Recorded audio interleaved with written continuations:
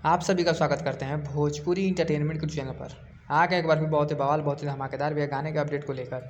जो गाना भैया भोजपुरी के बहुत ही बेहतरीन बहुत ही लाजवाब सिंगर खुशी कक्कर जी का भैया आज सुबह ही बहुत ही बेहतरीन बहुत ही लाजवाब गाने को भैया रिलीज़ कर दिया गया है। जैसा कि आप सभी लोग स्क्रीन पर देख पा रहे होंगे, जिस शानदार और लाजवाब भैया गाने का नाम है बनाई तो के भतरा हो।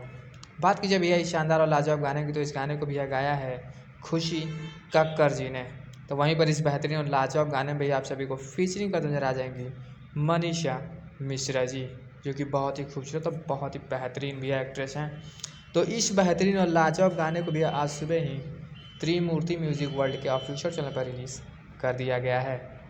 तो अभी तक यदि आप लोगों ने इस शानदार और लाजवाब गाने को भैया अपना प्यार आशीर्वाद नहीं दिया तो जाएं त्रिमूर्ति म्यूजिक वर्ल्ड के ऑफिशियल चैनल पर जाकर इस शानदार और लाजवाब गाने को भी अपना प्यार आशीर्वाद दें। गाना बहुत ही शानदार और बहुत ही लाजवाब बनाया गया है। तो हम फिर मिलेंगे ऐसे ही बॉल और धमाकेदार अपडेट को लेकर।